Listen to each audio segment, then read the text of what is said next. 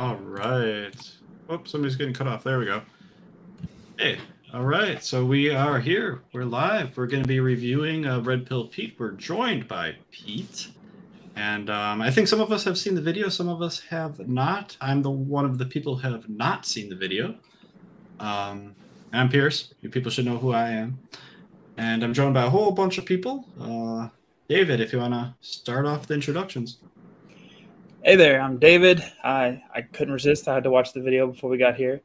I walk around and carry a cardboard cutout of myself and ask people what's important in their life and have a lot of fun doing it. Cool. We'll save Pete for last. Hey, Matt, you want to introduce yourself? Matt, I have a very tiny YouTube channel called Mighty Conversations where I post the best of my attempts at street epistemology. Cool. Chase. What up? I'm Chase Avior, the crazy vegan that your mother warned you about. But yeah, we're compartmentalized, and so I'm gonna be trying to do. I try to do the SE thing in a very strict manner, and we'll get into that. But I just try to keep some of these things a little separate sometimes. But I'm a big fan of Pete's work, and Pierce and Matt and David. So nice to see y'all. Nice to see you too. And finally, Pete himself, the guest of the evening. Thank you for having me. Thank you so much. Yeah, I've seen the video, so go easy on me. Go real easy on me, okay? I'm new to this street epistemological sort of approach. With animal rights outreach, we tend to try to use like the Socratic method, Socratic reasoning, which is sort of on par with that. But this using SE strictly and in this manner is completely new to me. So I welcome all of your help with this. I think we can give some good feedback for you. I hope so. Yeah, right. Very cool. And yeah, Pierce, did you want to guide this specifically in a specific direction right now? Because I just kind of wanted to make sure that Pete doesn't feel too attacked or anything like that. Like, I think he's in good spirits and all. And like, you know, I think Pete, are you mostly familiar with Peter Boghossian's work in street epistemology? Like, is that where you found it, or no? Originally with I guess it would have really been like what is that on Jubilee? I mean, years and years ago, they would use this sort of approach where they would separate people in a room based upon where they stood on a claim, and that's what originally turned me on to the idea. And then years ago, I found Anthony Magnabosco, and cool. then I found oh God, what's his name? Reese, Cordial Curiosity. Yeah, Reed. I found his Reed. I'm sorry. Yeah, forgive me, Reed. Yeah, I found his channel, and I loved the way that he used 0 out of 10 scale or 1 out of 10 scale, and I started to use that during my AV outreach, Anonymous for the Voiceless. It's this sort of cube thing that we do. Yeah, where you show slaughter videos in public, exactly. And some people are wearing masks while they're showing the videos on a computer or something, and then another activist is talking to the public, explaining what they're seeing and how to go vegan and all that. Precisely. Yeah. So after seeing Cordial Curiosity, I would use that during the cubes, and I would start the conversation off by asking people, "Are you against animal abuse on a scale of 1 to 10? How fervently are you against it?" And then, you know, that number would usually go down by the end of the conversation. Interesting. So, yeah. And then obviously seeing Peter Boghossian use the lines, you know, real simple. I'm like, why haven't I thought of this? Yeah, you know? The spectrum, they call it spectrum street epistemology, where it's like instead of a one-on-one interview, it's like a group interview where one person is interviewing different people to where they stand on, you know, agree, disagree, slightly disagree, strongly disagree, that kind of thing about any given claim, whether it's politics or religion or anything of the sort. Mm-hmm. Yeah. All right, cool. Does anybody else have anything to say right now? Well, I guess I just have one thing before we even get started. Pete, I guess with using street epistemology, what is your overall goal? So the overall goal is, well, with this specific form, as Chase was just kind of pointing out, you can have a conversation with multiple people at once. And that's just a beautiful thing. Instead of having a one-on-one, the tensions are lessened. You can have people talk to one another instead of necessarily having a debate with me. They can just explore their thoughts with one another. And this allows them to move on the spectrum, and hopefully they leave, being a little bit more vegan than when they started the conversation. Obviously, my goal is to veganize the world for the animals that are suffering in slaughterhouses. So whatever way I can get through to people and spark thought about, what they purchase on a daily and how that affects animals, that's my overall goal here. Yeah. Yeah, and I think that brings us to the question of, what should we focus on? Should we try to hide that bias? Because it's possible that if we do our best to hide our bias and maintain rapport and do all the quote unquote proper street epistemology tools, we'll call it strict SE, because sometimes I think it's good to mix typical outreach with some SE tools, but if we were to let's assume for a second that doing strict SE would be the most effective tactic at getting someone to critically reflect and question their beliefs and then lead to change, then we might want to just maintain that strict SE approach. I'm not sold that is the best way to do it, and in fact I usually don't practice street epistemology. I've only done it maybe 10 times. I'm getting better at it though. And I really love I've seen like 200 videos of SE, so it's a really great approach, but I also get into debates and protests just like you and stuff like that. But yeah. Yeah. And mind you, this is like this video is like my 4th or 5th time ever trying it. Gotcha. So. Yeah. And I just think that maybe there is a way to do street epistemology, or, either as a one-on-one or as a group spectrum SE, in such a way that can further an activist's goals, but in not an so obvious way. Yeah, as we see sometimes from Peter Boghossian, not to throw slack at him, but sometimes, like I've done it too, where when I'm interviewing somebody, I might make my bias a little too evident. And I'm certainly guilty of that, as you'll see in the video. I could be much better about asking open-ended questions, and you'll still see in my comments on these videos, like, I can't believe you let him get away with that. You should have called him out on this and explained this. And I'm like, that's not the purpose of this sort of outreach. It's hard to catch every thread in the moment too.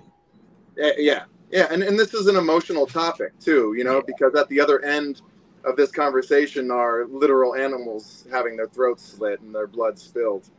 So it's not just some, everyday topic where there's not a direct victim involved. And that's part of the beauty of this is it helps me remove myself from that a bit, remove my emotions from it a bit. Right. Yeah. Cool. And I think other activists can use that sort of as a tool, because some people find it very difficult to have these conversations with people because they just want to, hit them with the facts, and you need to change, and these are the facts. And, with this approach, you can sort of take a step back.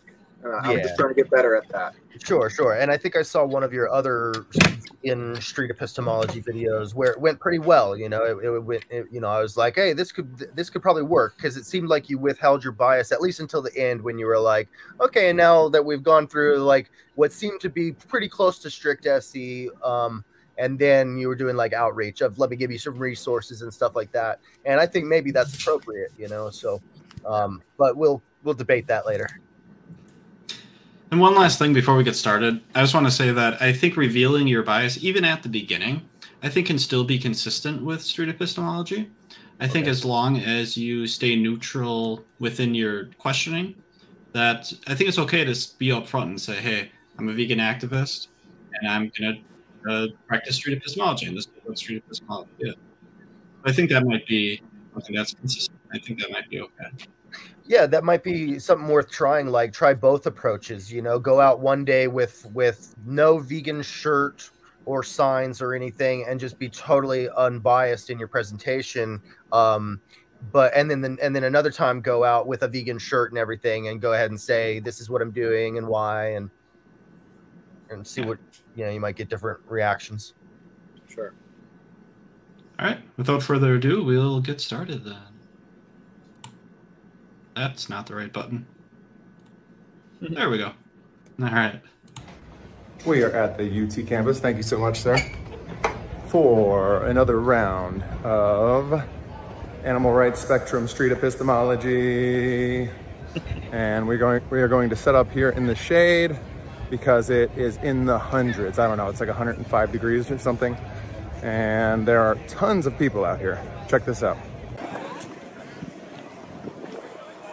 But there are tons of booths set up as well. So that's either going to work to our advantage or disadvantage. We shall see. You're bringing up the point of sort of habits and traditions. Yep. For the second time. Now, because we've done something for a long time, does that make it necessity for one's survival? Is that then necessary, or does it make it a necessity? It's not a necessity just because something is a conservative value necessarily, or something that you've done for a very long time. It's not a necessity, but it is something that has value to a person and does not hurt another person. And I think that's where my line is. Okay, human to I animal understand. is different. If it's not a necessity, though, is that then a contradiction to it being necessary? Well, then I have my other point as well that I made, that if it's what's readily available to you and it's what you can eat, then it's what you should eat. Especially with vegan, we're not just talking about killing the animal, we're talking about animal products, so milk, honey, and those are things that are readily accessible and have necessary proteins inside of them. Honey in particular doesn't expire, and it gives a lot more sugar and nutrients to people, so it's just not. So if things... I just want to jump in here.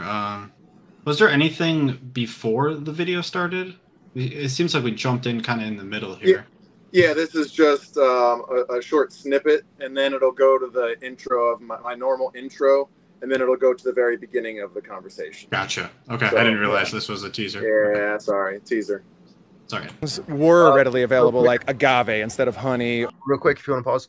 Yeah, in order to, for future reference, if you want to make it more clear that this is a flashback or whatever, or a teaser, you can, you know, put that, like I'll put it in the middle of the screen or somewhere on the screen, like, you know, coming up, or you know, or you can change the color tint of the whole screen to like black and white. I've seen some SEers do. It'll start black and white for a little bit, and then color will come on. Or there's a few different options. Cool. Or rice, beans, or lentils, or legumes, or seasonal fruits, or seasonal vegetables. If those sorts of things were readily available, would it then be unnecessary? If all of those things were readily available, like in most grocery stores. If all of those things were readily available and meat products were then not readily available side by side with that. Oh, okay. So because then you're limiting what people are able to eat, and you're labeling them as an abuse, because animal abuse is a crime, you know? So I see.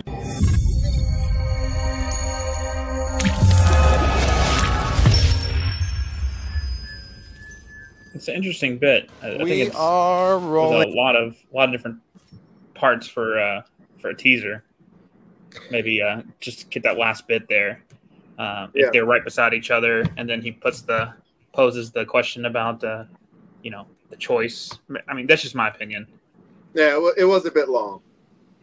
A little bit.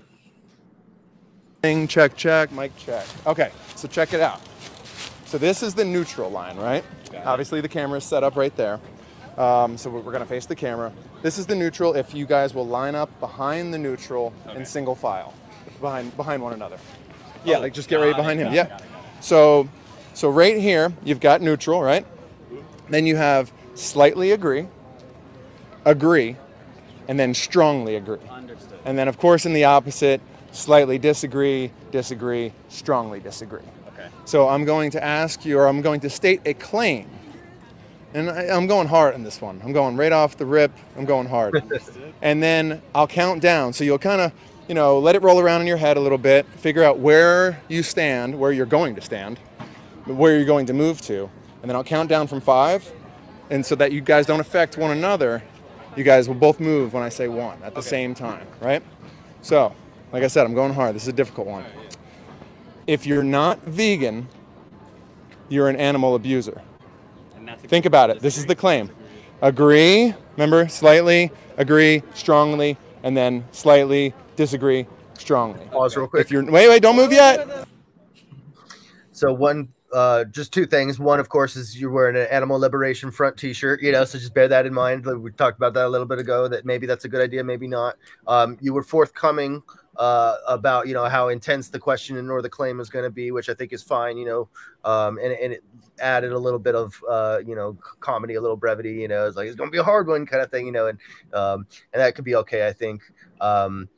And then, but the placement of where you're standing, I understand why, like that you're trying to just be in the frame, in the camera frame, along with them. But I'm wondering if it could potentially, like in the future, not necessarily in this specific instance, but where you're standing is on one of the lines, right? Where it might tempt them to go that direction because you're on it. Not in this case because you would be on the other side, but or no, I think you would be. In any case, just bear in mind that where you're standing might affect them. So you might, even though it would be like a bad camera angle or something, you might want to just position yourself a little bit in front of the camera in a neutral position, maybe right in front of them, in between them and the camera. I think that's a good point, Chase. Yeah, good point. What I was going to say was, with regards to the claim, I think it's a super interesting claim to explore, and there's nothing wrong with it. However, I think it could be a little bit more clear. You may want to define what abuse is, because otherwise, once you get into the actual SE part of it, you might be just talking about definitions. And I try to avoid that with Spectrum, because you really just want to talk about the claim itself and not about the definitions, at least in my opinion. So that might... If I remember correctly, I think I do define the term abuse shortly into the video, which I should have at the beginning. Yeah. That's good. Let's get into it. Either way. Okay. You gotta count to one. Okay. You got where you're going to move in your head? 5, 4, 3, 2, 1, move. Oh, faked out. Okay. So we have a regular disagree and then a strongly disagree. Yeah. Okay. So can you see him in the frame? We're good? Cool. And what's your name? Avon. Avon? Pete, nice to meet you. Nice to meet you. Okay, so since you're a little bit more extreme than him, right? You're strongly disagree. Okay. Can you tell us why you moved to pause? So yeah, just calling somebody extreme might be a misplaced opportunity for neutrality, or cordiality, because just I don't like when people call me extreme either. I get what you're saying. You weren't trying to demonize him, you were just trying to put him on the situation that he's at there. But no, us vegans get called extreme all the time. I was just beating them to the chase. Bit of a colloquialism. You could have just said that the position that he took was stronger or more strong than your other participant. There you go. Absolutely. You could have said that he's more confident. That'd be another way to word it. Yeah. this position? Yeah, I don't think it's necessarily like animal abuse to eat things that humans have been eating for centuries and is a part of your culture and is a part of like who you are as a person. That's not animal abuse, that's just what you eat. And I can't dictate that, especially when meat is something that's readily accessible in the US with a lot of like food trucks and stuff like that, and eating vegan specifically without animal products is a lot more difficult if you don't have the like disposable income to do so. Okay, a few good points there. Now, I guess I should have defined this before we started. So let's define the terms here. So with abuse, we'll define it as causing unnecessary harm to someone. Okay. So do you believe that eating animals is causing unnecessary harm to those animals? Unnecessary, no.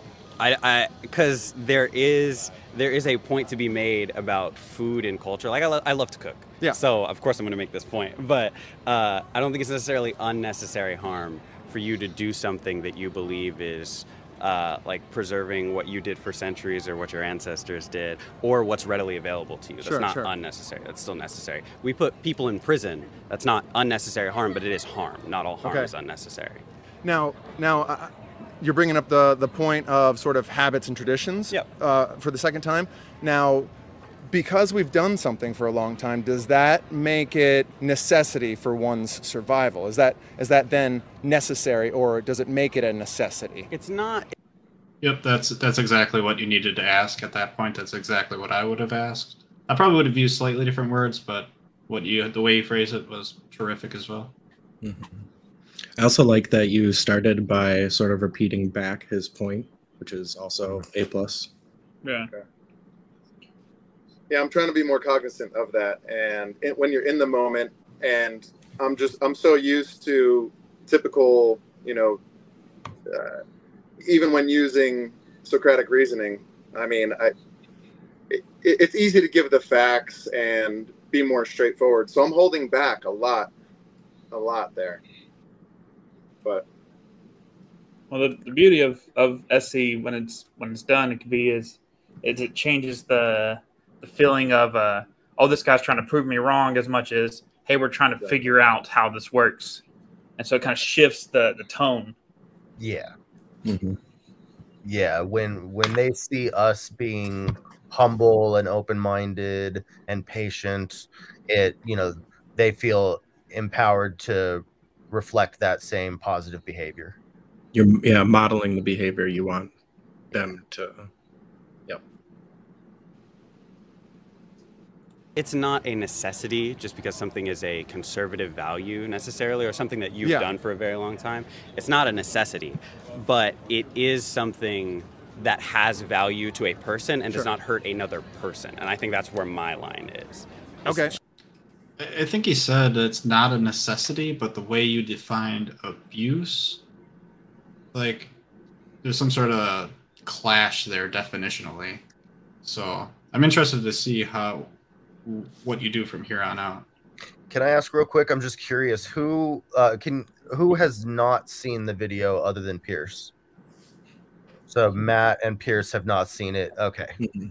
Okay, cool. Human to I animal understand. is different. If it's not a necessity, though, is that then a contradiction to it being necessary? Well, then I have my other point as well that I made, that if it's what's readily available to you and it's what you can eat, then it's what you should eat. Especially with vegan, we're not just talking about killing the animal, we're talking about animal products, so milk, honey, and those are things that are readily accessible and have necessary proteins inside of them. Honey in particular doesn't expire, and it gives a lot more sugar and nutrients to people, so it's just not. So if things were readily available, like agave instead of honey, or rice, beans, or lentils, or legumes, or seasonal fruits, or seasonal vegetables, if those sorts of things were readily available, would it then be unnecessary? If all of the... I almost think like that was presenting evidence, but at the same time, maybe not. I don't know. It was like sneaky enough that I think you got away with it. Yeah.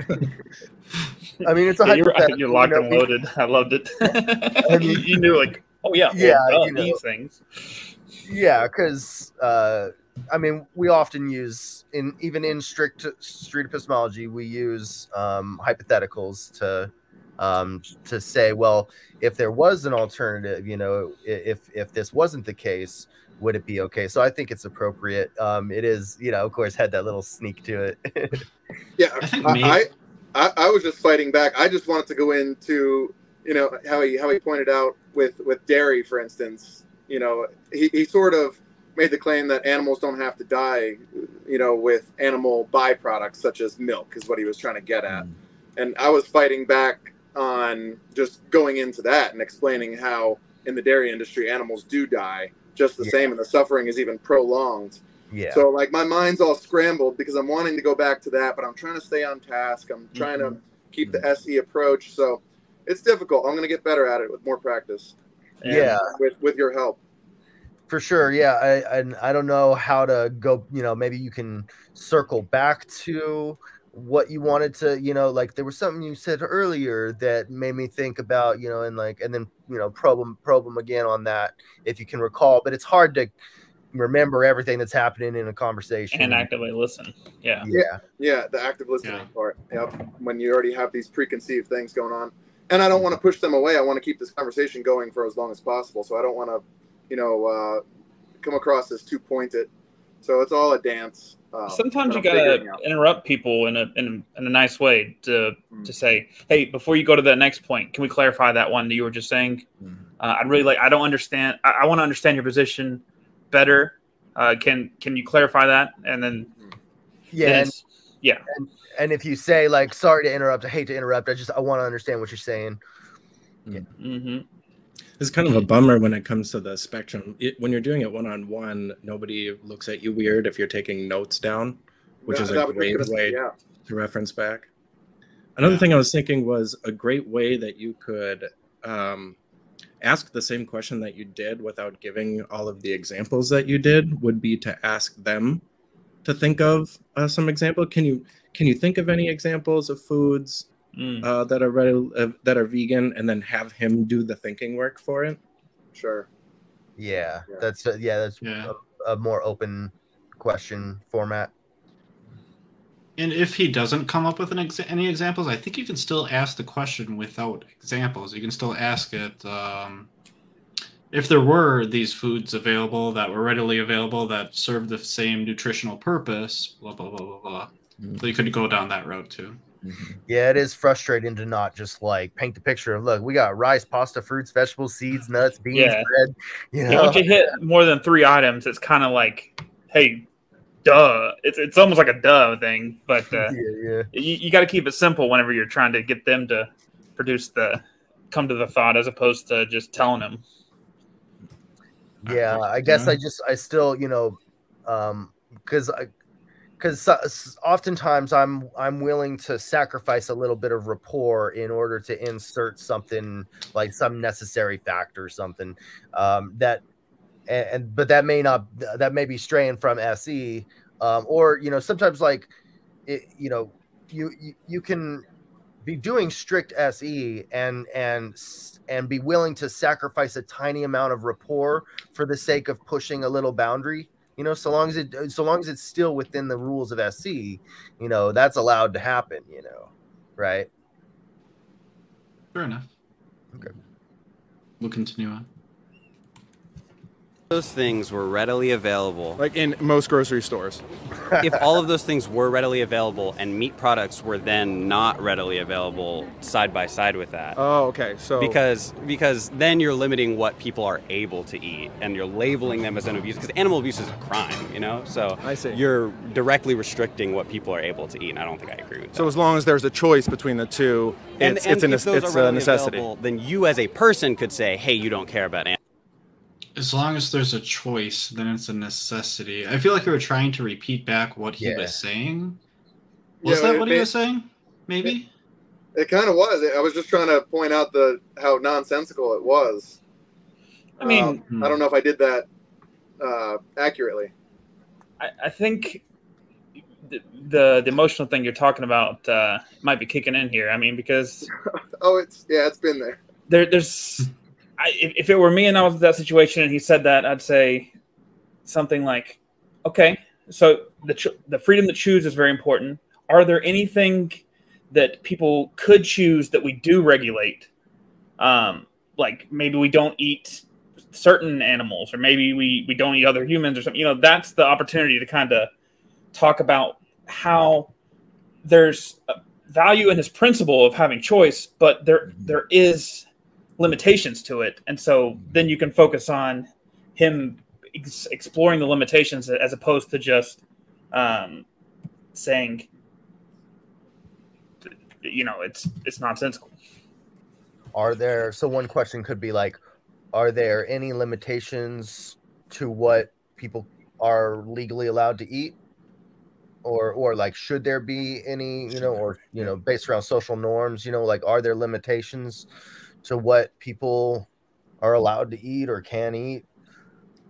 And he might, you know, so that's why it's like more open question, and then it might come to his head on his own.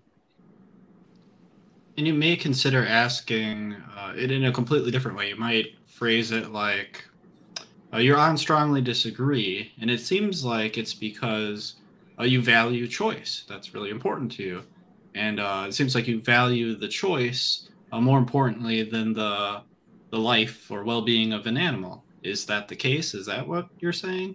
You could phrase it like that too. All right, we'll continue. Animals, but like you could not label that as animal abuse, so to speak. Yeah. Okay. And then why did you? I mean, there's something holding you. Did you move? Oh, no. Okay. I was just kind of out of the frame. You're good. You're good. No, you're in the frame. It's covering the whole spectrum here. So something must be holding you back as to why you didn't move to strongly disagree. So why did you move to just disagree? So I think just with my belief in general, I think it is very situational. There are people who do go out of their way to, I guess, promote a carnivore diet, and I know a lot of them do tend to kind of fall on that side. Yeah. With me, again, very situational. As he was saying, when meat eating is a part of a culture for a long time and it is a readily available thing, I do believe that people have, you know, the ability to do that. And then again, as you brought up the hypothetical, if fruits, vegetables were more, I guess, available or cost efficient as well for families that are in low income areas and all this other stuff, I do believe that those are options. Do you think that those things are available, readily available? Not as much as I would like them to be. Not as much as I would like them. I do agree with that because, like, overall, like even right when here, we're talking about climate change.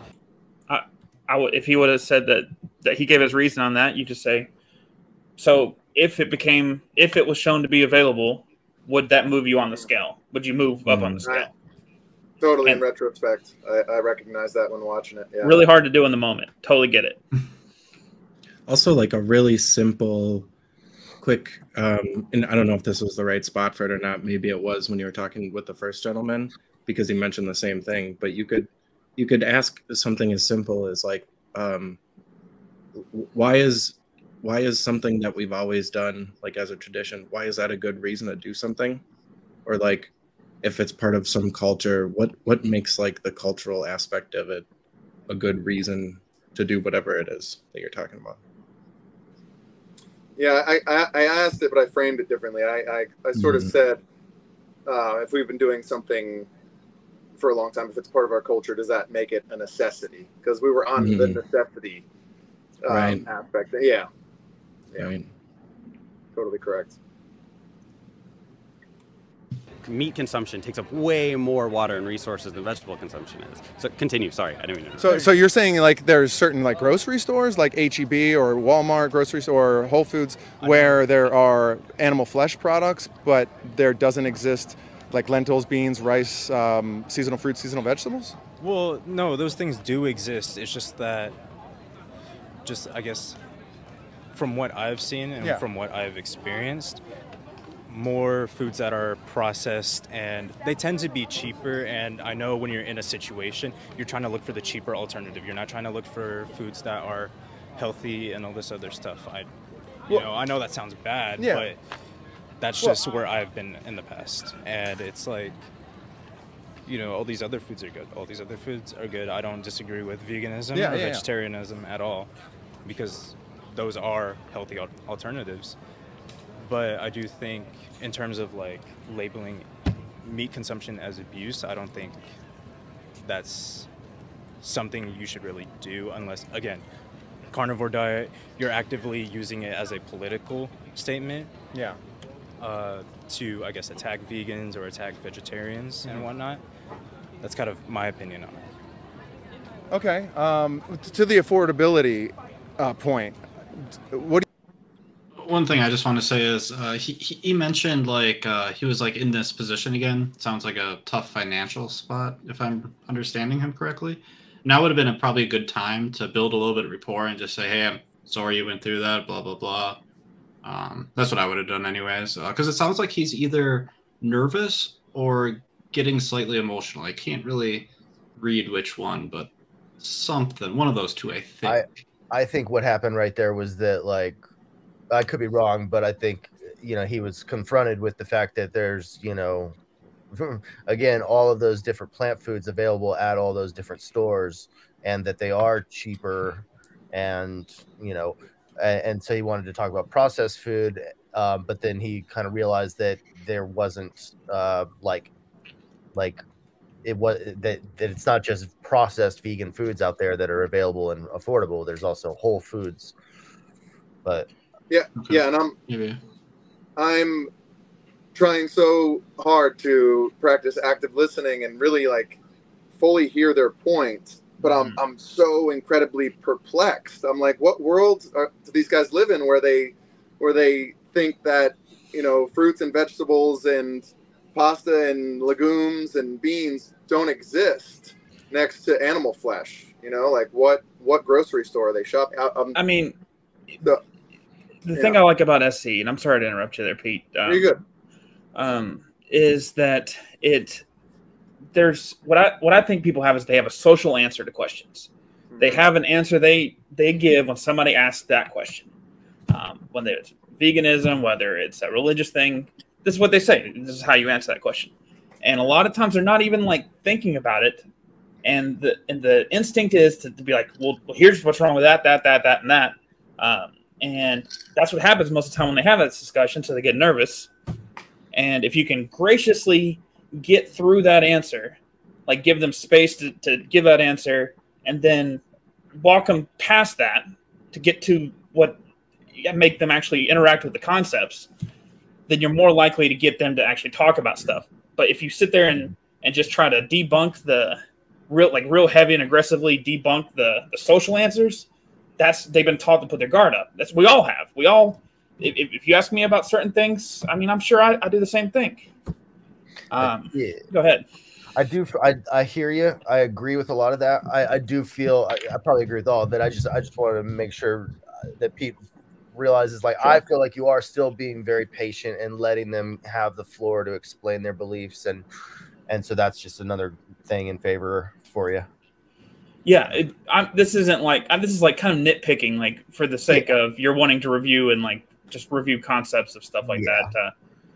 Like I've seen a good number of your things and stuff like that. I know you're out there trying, and you give a lot of grace and room to a lot of people, and that's not like a character attack of any kind. No, I don't. I appreciate the nitpick. Nitpick away. I got one more nitpick. So I get better. I have one too. So me too. Me on the other hand, I'm like, stop picking my nits. At least for me, like. I'm not a vegan. I don't know if everybody else is vegans or not. All right, so here's the claim. Yes. I have a good reason to not be vegan. Go. No, I'm just yeah. That's why the spot terrifies me, because I think this is one of those things where I don't know if I have great reasons, and this is one of the things that I have to personally wrestle with. So here we go. Are you going to red pill me, Pete? I don't know, but at least. As putting myself in their shoes, whenever you list off things like, oh, what about Walmart, Whole Foods, this, that almost feels almost like a snarky. Like it feels like, I mean, again, it's another duh. It's like, I mean, you think about it for 2 seconds. You got this, and this one. You got lentils. You got this. And it's frustrating though, because you did form it as a question. It's like you're trying your best. You're trying to do the thing. Yeah, and you're in debate mode. Yeah, they can. A person can still just have this natural defense come up, and so we're just trying to and I'm trying to learn how to do this better in my activism too, or when I'm doing SE, of just like, is there a way to just totally prevent their defensive wall from coming up? Because if there is, that'd be nice, or at least prevent it from coming up as much as possible, and you were trying, I mean, it's so frustrating that you have to do even more than that, but the tiny nitpick that I had was the choice to use the word flesh, animal flesh products. It makes me wiggle. I'll squirm every time you say it. Yeah, technically correct, absolutely. But maybe that's the point. That sounds like the effect. You're getting the effect you want in that regard. Well, for sure, for activism. Yeah. Yeah, it's purposeful. I purposely avoid using euphemisms. and maybe it's beneficial to use them when engaging in strict SE. I guess I'm trying to find that sweet spot where I don't want to say it like it is not. I don't want to. When it's rape, I want to call it rape. When it's murder, I want to call it murder. When it's flesh, I want to call it flesh. So yeah, trying to walk that fine line. I hear you. Just to follow that up, though, really quick, I wanted to say I liked that you picked up on that they both were talking about affordability, and that's where your next question went before we paused here. I thought that was awesome. And then I also noticed that they both, and I haven't seen the video, so I don't know if you go into this yet or not, but they both mentioned healthiness, and I thought that would be a really good avenue to explore too. I don't know if you do, but absolutely. And right before we get started, David said something that kind of got the wheels turning in my own head. And I think it would have been really beneficial to do like a real reason check. So if you didn't have this reason available, if this wasn't the tradition to eat meat, would you still feel strongly? Would you still be on the strongly disagree? And then you could see if that was really important or if that really wasn't a factor overall.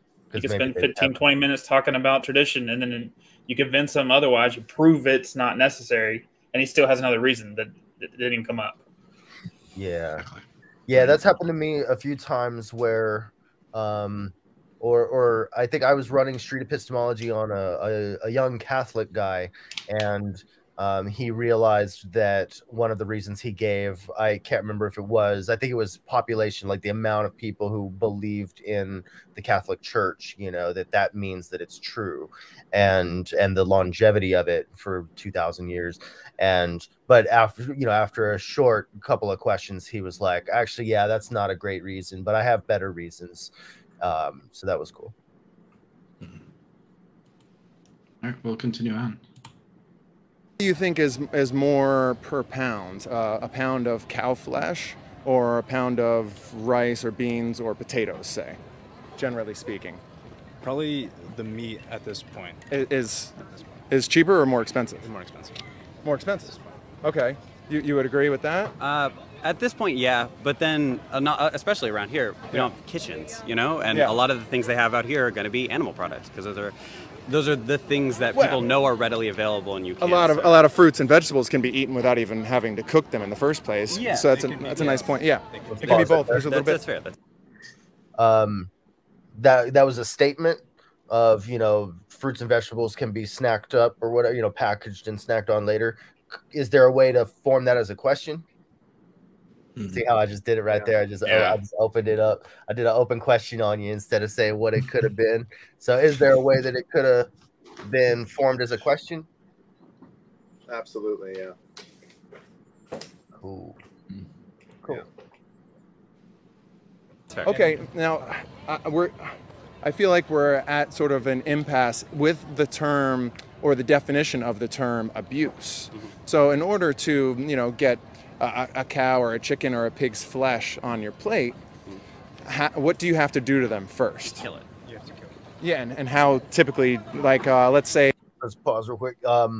One thing about inclusive language. So another way to prevent somebody's defenses from coming up is to use inclusive language, like, when we buy these products, what are we doing even though you're not doing it because you're vegan, but like we as a collective or as a group, as a species, when we as a consumer are doing this, what is the outcome, instead of when you do this for your meat on your plate, Yeah. SE's supposed to be about being on the same team, kind of. We're trying to figure out how we understand it. Good point, yeah. Pigs, for instance, how typically are they killed in America? I mean, pretty frequent. I don't eat pork in particular. What main animals do you eat? Beef, chicken. Cows and chickens. Yeah, okay, so typically, how are cows? We'll say cows. How are cows killed? I know here in America, it's a lot of processing. Yeah. It's a lot of.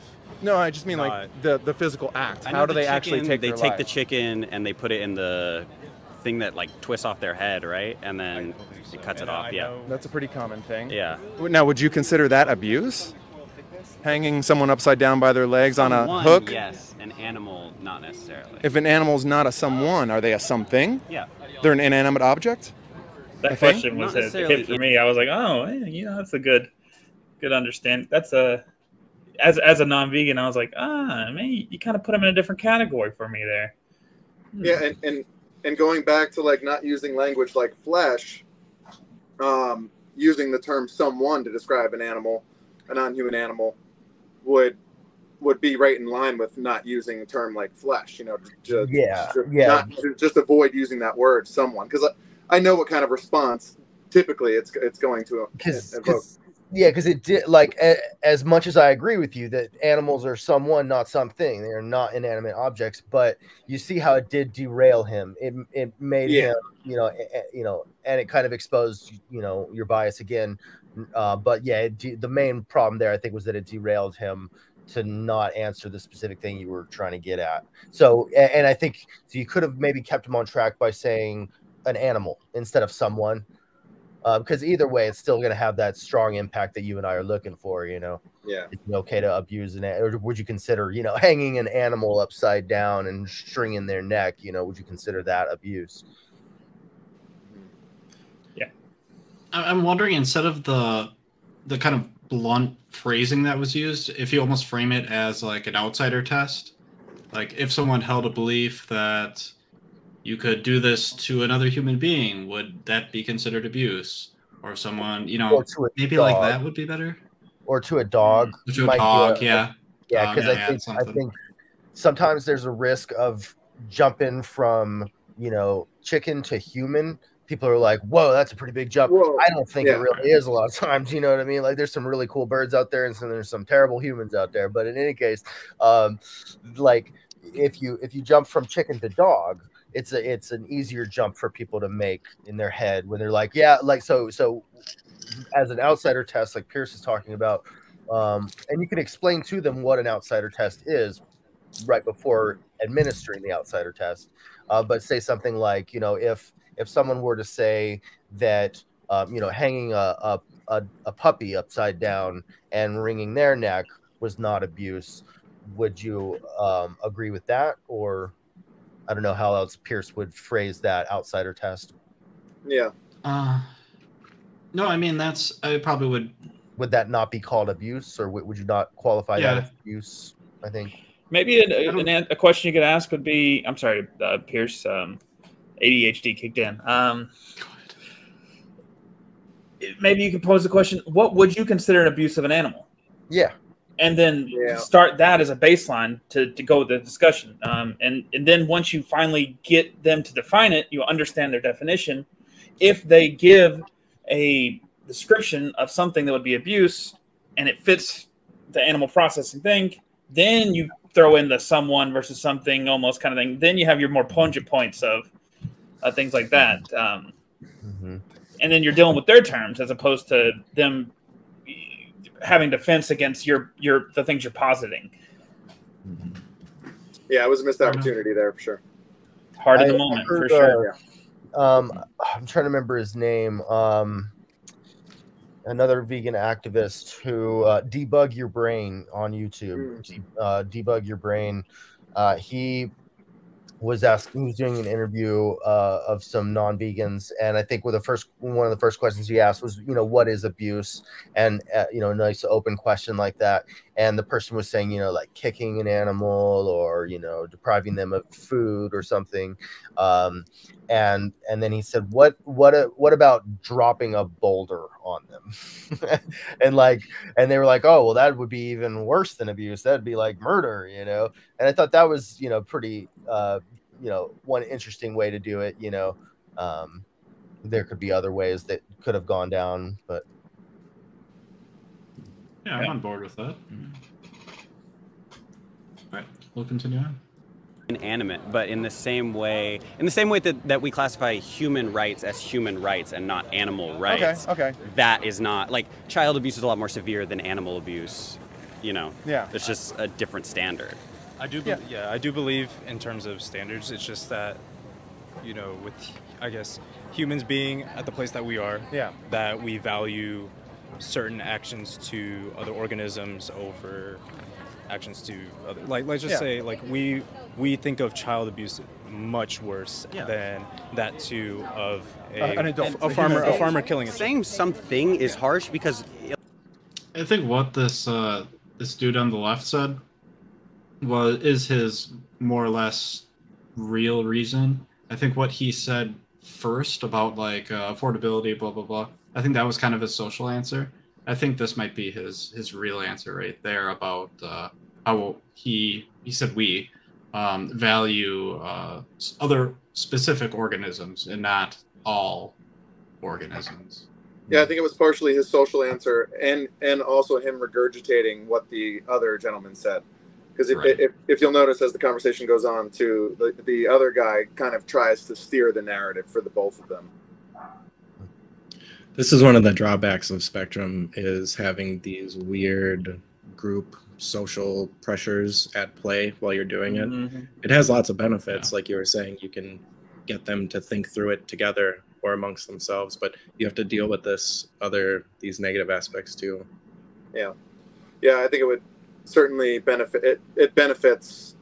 There's a benefit to having more than just two people, obviously, and when they're strangers rather than, you know, best buds like these two. Yeah, that does change the dynamic for sure. Yeah, because they already have a relationship dynamic coming into the conversation, so they're working through all of that while trying to work through what I'm trying to walk them through. But however, it is cool though that they'll, you know, be able to talk about this with each other later on. Like in English specifically, we don't have the pronouns to describe. If they're not someone and they're not something, what would we say they are? I think that's more of a limitation of the language, not of the way I feel about it. Because animal is different than plant is different than stone. But thing and one are different, and there's only two distinctions. And maybe that's a moot point. Maybe we're stuck on semantics and it doesn't really matter. Let's say they're not someone or something, but they have the capacity to feel pain and suffering and joy and happiness. Right?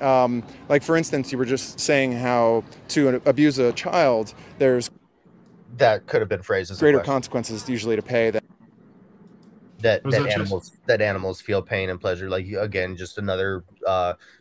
Do you think that animals feel pain and pleasure and want, you know?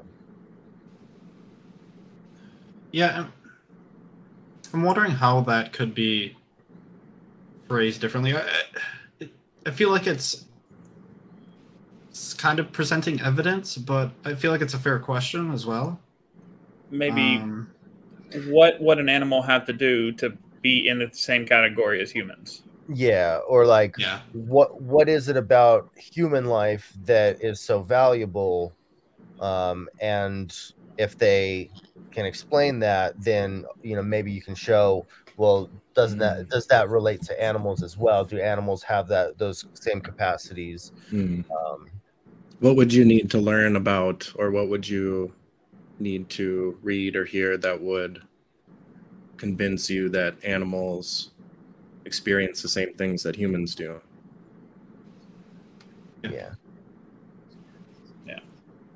And to abuse an adult. Now, why is that? Why is it worse to take it to harm a child? Mostly because the child is naive and helpless. Also because they're vulnerable. I mean, I get easily taken advantage of. I get where you're getting at with the animal point. It's a human. Is my one distinction. Okay. So that's some high messaging right there, but it was funny. I enjoyed it, but just something to keep an eye out for. That's good for the algorithm, but maybe not for changing minds. We're trying to do both. Yeah, I hear that. You're on your way. Okay. We're going back to the centuries thing. All right, reset just real quick. Come back to neutral just really quick. And I'm just getting, and then we'll head out after this. You good? I want to change the subject. You want to pause real quick? Pause it. You good? Good for one more? You barely heard it. I don't know if anybody noticed it, especially with me saying, hey, hold on. Pause it for a second. The guy standing in the back in the darker shirt. I don't know if you heard it, but when I called them to reset, he prompted the other guy to leave. He wanted to cut it out. right then and there. He was like, "Hey, you wanna get out of here? You wanna go? You wanna go?" And the other guy in the white shirt kind of ignored him and continued on. That's the first time he does it. He does it again 1 or 2 more times. So at this point, I mean, I notice it as I'm resetting them, and so at this point, it becomes even more. You know, I'm even more cognizant of how I'm coming across. Like I don't want to make them flee. You know. Yeah.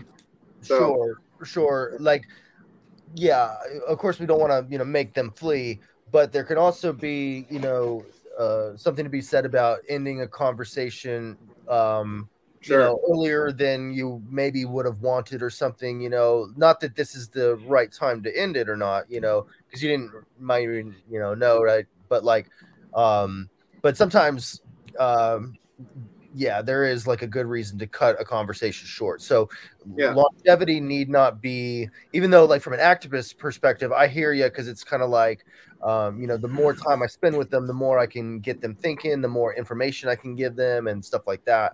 But if, but I often overstay my welcome. I'll tell you that much. Well, my question for you all is, should I have done like I mean, I ignored it. I heard it, but I ignored it. I didn't address it. Should I have brought it up in some way, addressed it? I think if you noticed it, then it would be a great opportunity to just to ask the question, hey, like, am I holding you guys up? Do you have like a couple more minutes where I'm just wrapping up, or do you guys really need to go? I don't want to like take up too much of your time. Yeah. And when you do it really like collaboratively like that, like you might get them to stay longer, even if they don't really want to. You know? Yeah, and if they leave earlier than you wanted them to, because you feel like you could have made more, you know, progress if they'd have stayed, just remember that like they might regret later. They might regret having left so soon, because they, you know, you did get them thinking about a lot of stuff, and they might want to actually, even though it's uncomfortable to talk about it right now, they might want to learn more about it later, because it is an interesting topic, you know, that has a lot of nuance and stuff. Okay. And it's possible that he wanted to leave because things were getting a little bit too heavy, I guess would be the right word, and he needed time to kind of process and think about it. So you can think of it that way. But yeah, I definitely would have said something. I would have, like Matt said, I would have used collaborative language. Hey, I just want to talk for a couple more minutes, but if you have to go, totally understand. Sure. And that would also help to build rapport if they do stay. Yeah, exactly. But also, people don't want to feel trapped. Yeah, but also I will say, like, with, you know, having had like 10,000 vegan conversations and seen a bunch of them as well, like it's an issue that people often get unnecessarily defensive about, even when the activist is being on their best behavior. Like it happens way too often.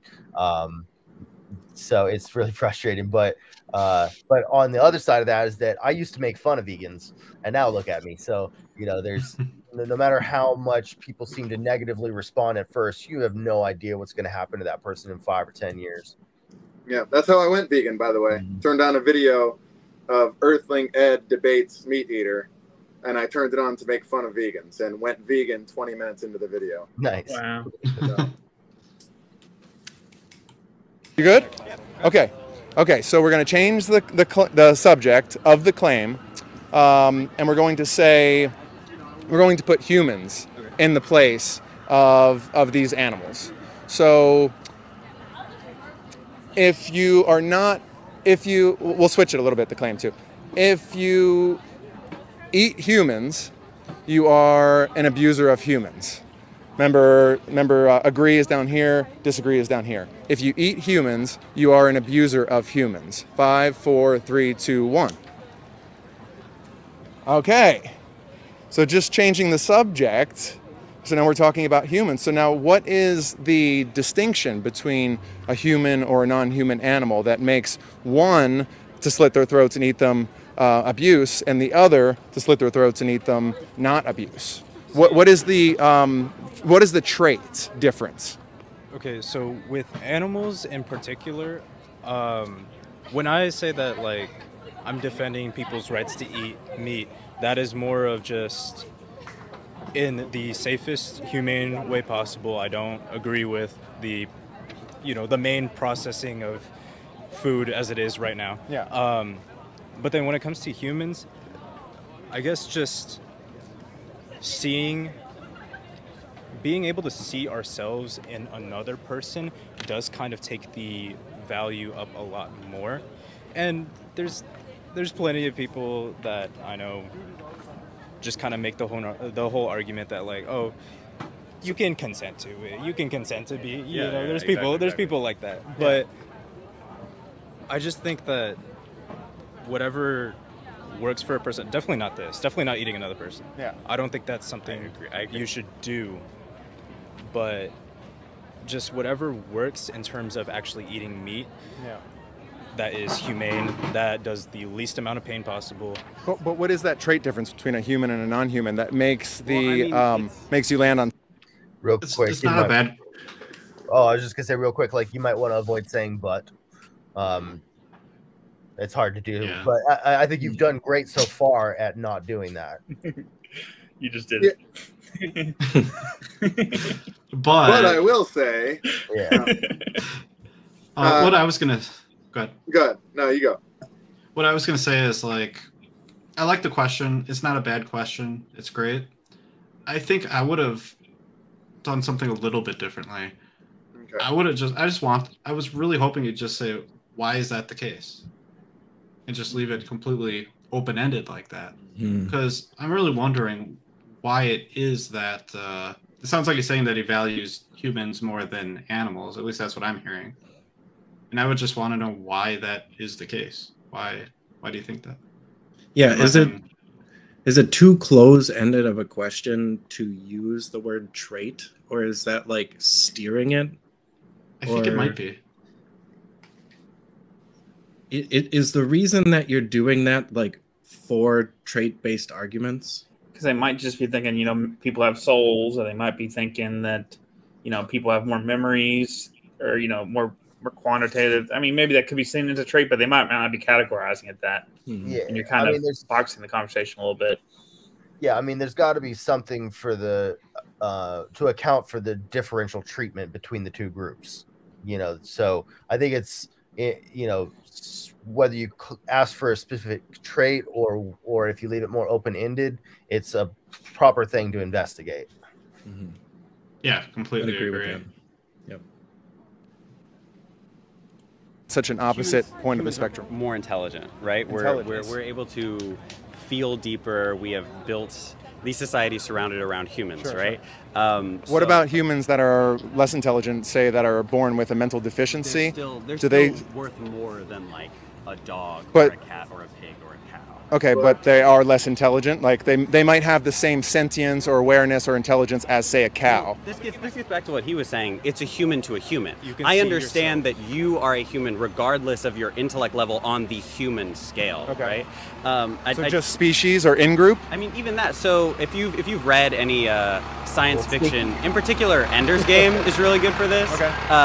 The buggers, when they invade the human ships, right? They don't understand what they're doing because they don't understand what they're doing because they're an insect society, right? Yeah. They think that if you only kill the queen is the main murder component, right? Yeah. So it's a thing of I, as a human, cannot relate to the animal directly, and part of that is because there's intelligence, but another part of that is just the emotional connection. Yeah, and in the in-group, so Ender's Game, you said, is the name of it? Yeah. So we could even use real-life examples. I mean, for instance, the Third Reich, the Nazis, they looked at Jewish people, even though they were humans, they looked at them as something else. They looked at them as something and not someone. They saw them as below them. They saw them.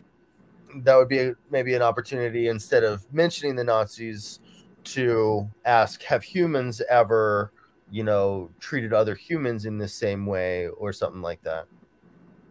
Yeah.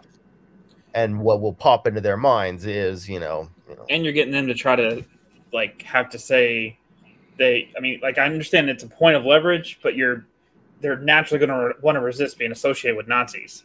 So they're going to get their walls are going to go up in that, in my opinion. At least that's my Yeah, this reminds me of a conversation that I had with an apologist, a Christian apologist, and it was some sort. We're talking about some sort of moral thing. I don't remember exactly, but he brought up Nazis, and like, if his goal was to get me to reflect, he didn't accomplish his goal when he was talking to me, because it was just an instant like, now you're just kind of making me a little upset here. So I would be mindful of that. It might come across like that. I think there's a better route. I don't know the better route, but there is a better route. Yeah, I think that's part of debate. I mean, that it's effective in debate in a lot of ways, because it's a dunk, and it, you know, if you're doing it for the audience of getting the dunk, but again, just a little different atmosphere. You do run the risk of having your conversation partners think that you're comparing them to Nazis. I know that's not what you're doing, right? But it could happen, yeah. And just like usually, you know, well, yeah, I'm just not going to say anything right there. Yeah, okay, go ahead. Okay, let's continue. As you know, not part of the in-group, so therefore they felt justified in doing what they would like to do to them. Is that similar? No. Is that a similar mindset? I don't think so at all, because Jewish people are still humans. I think I know, but no. I know they are. I obviously know they are. I'm part Jewish. Got you. But I'm saying the people who did these things in the Third Reich to the Jewish people, do you think they viewed them as less than them or not part of their in-group?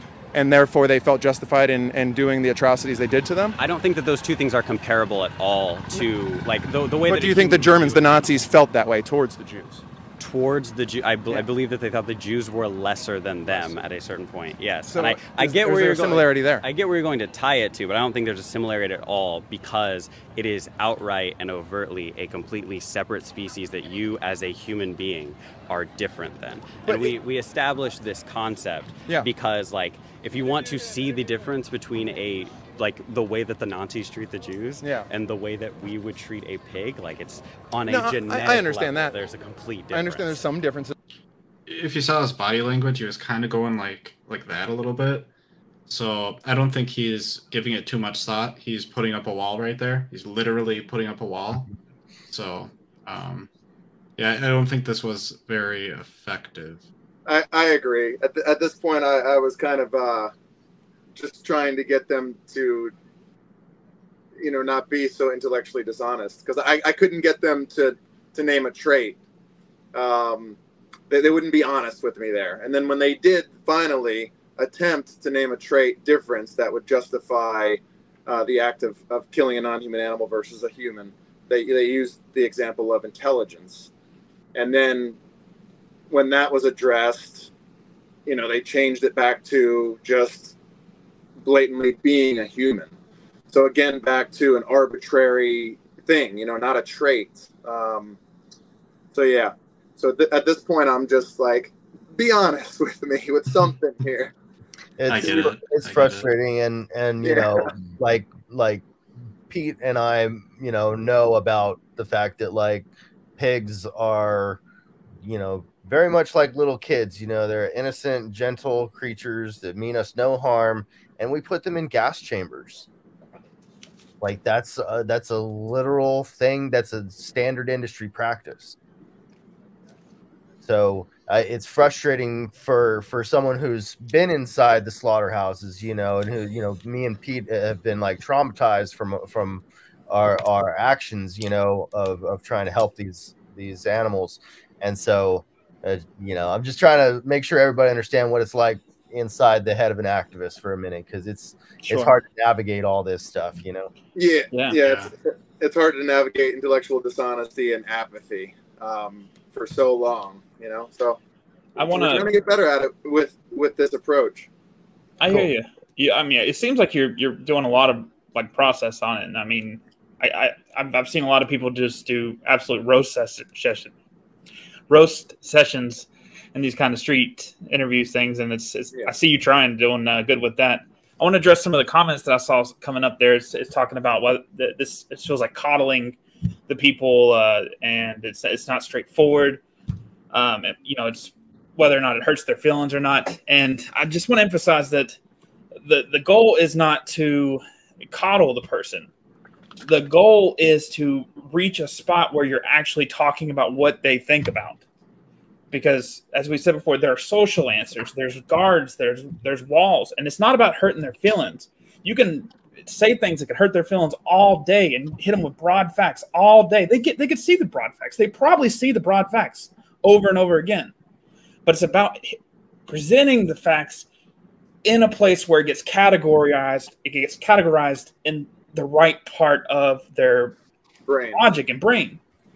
And so this is a method of trying to, instead of just browbeat somebody and to say, okay, fine, he's right. God, it's more about discussing it. It's like you're talking with somebody who you care about or cares about you, and it gets you to the place where you can admit some of these things, and you're not going to get lambasted. You're not going to get ridiculed. You're not going to get just shut down if you give an unsure answer. And do that on their own. Yeah. Yeah. And also like going with what I was saying earlier about being okay with ending a conversation, sooner than you might want. It can really, if you leave a good taste in their mouth, even though there are many unanswered questions, or many unasked questions, I should say, they really might feel the urge to go learn more. And I think maybe that's when, like after the conversation, if you give them a card with your contact information or resources or something, I think that might be appropriate, And I guess part of this too is, obviously we're filming this and putting this on YouTube or, other social media platforms. So it's not always necessarily trying to, get them to come to a conclusion on their own or go vegan on the spot. It's to point out some of their absurdities too to the people who are watching, so that people can see how silly some of these arguments are, and hopefully the ones watching will not want to identify with that sort of mindset and say, wow, is this the way I think? Yeah. On surface level, Yeah. I don't want to, be part of that sort of thinking. But sure, yeah, go ahead. Sure. Sorry. And yeah, I hear what you're saying, and that raises the question of what should we be focusing on during an SE interview, as opposed to a debate. Because with a debate, it's like, yeah, you're probably not going to win over your opponent, because they're like a staunch advocate in the opposition of your cause, usually, so showing their ridiculousness in front of an audience. Yeah, I hear what you're saying. But with an SE interview, it's, for me and for most practitioners of it, I think it's not about exposing their ridiculousness. It's about helping them maybe realize that they're, the reasons they have for holding their beliefs may or may not be warranted. They may not be warranted. They may not be strong reasons, and helping them realize that if they're not strong reasons, then can they be relied on to come to the conclusions that they have, and if not, then they need to revisit the issue, and they keep maintaining rapport through all that. Can be can be a fun and easy thing to do if you go into it with the right mindset and after some practice and stuff, and they can really appreciate that level of rapport. So that it just opens gates instead of building walls. Mm-hmm. Well, a really good tool too for, like Chase was saying, not necessarily you don't necessarily want to make people look stupid, but at least for what your goals are, a great tool for highlighting, I think, what you want to highlight is the repeating back. If you were to ask that gentleman after he pointed to intelligence, something like, are you saying that it's okay for us to eat things that are unintelligent? That's a really great way of both showing your conversation partner and your audience what you think might be a lapse in judgment on their part. Yeah, or less intelligent. Yeah. Mm-hmm. Fine lines here. Mm-hmm. We'll restart the video in just a sec, but I want to just say one last thing. I kind of want to paint an alternate reality if it was me asking the questions here. So I think, dang, I kind of forgot where I was going with it. So there was the human and animal comparison that you were kind of making. And I think I stated this earlier that I would have asked a more open-ended question. I would have said, like, you know, why do you think that's the case, that humans are more valuable than animals, I think is the gist of what he was saying. And then let's assume that he gave a similar answer about intelligence. And then instead of going into the comparison with, you know, mentally disabled folk or the Nazis, I think I would have asked it more like, if there was a human that had a less intelligence than an animal, or if there was an animal that was super intelligent, would that mean that we could eat that human? And would it mean that we couldn't eat this other animal? Right. Tell me how that works, right? Yeah. Cool. Yeah, Cool. and I think I try to do that with a hypothetical species of humanoids or something, I call them, coming up. You know, where their DNA is not human, but they look like humans. They have the intelligence of humans. They act like humans. Would that then be justified to eat them because they're now not part of your in-group, your species, as they are so fervently trying to point out? And it still doesn't work. But yeah. Let's keep going. I'm excited to, let's see it. I remember, well, just one last thing. I'm trying to point out. I just remember when Pierce ran Street Epistemology on a hunter in the I was thinking the same thing. Discord server, and Pierce asked the hunter, you know, I have this hypothetical alien friend that I like to bring into these conversations named Alan the Alien, and you know, he just comes to Earth and he's like just curious and wants to know what we're talking about and wants to know what truth is and stuff. Would it be okay to hunt Alan the Alien? And the hunter was like, huh. And like took some good long time to reflect. I don't know that it should have taken so long. In my opinion, I'm like, be nice to the alien, you know? Like, damn. There was definitely reflection when I asked him that. There's some similarities in the mindset, and to point out that it's a dangerous mindset. So should we continue along with this sort of... I think it's a dangerous mindset to think that of humans, not to think that of animals. But just because they're not part of your in-group. Not in-group, not part of my species. And there's a completely different thing there. So... He never said the word in-group. Yeah, well, that's what species is. Maybe to you. I mean, like, maybe by definition, but maybe not by his definition. Yeah. Like, I'm not saying you're wrong. I mean, I get what you're saying. Yeah. On a tangent, that's what... Because it was you that brought up the word in group, right, from earlier also. Like, he never had mentioned that, right? Yeah, I was trying to clarify and get him to... Yeah, I hear you. Yeah. Okay. That's what people, I mean, that's the term racism. That's how it's defined, is they're not part of my race. I see them as below me, right? So I can treat them differently. Isn't that what racism is? If they're not part of your race, they are still a human. And that's No, I'm saying the racist mindset. The horrible person who thinks that. Is that... Sorry. A closed question as opposed to open question of, isn't it the case that, as opposed to, is it the case that? Yeah. So maybe we try to refrain from, isn't it true that, and just ask, is it true that? Whatever.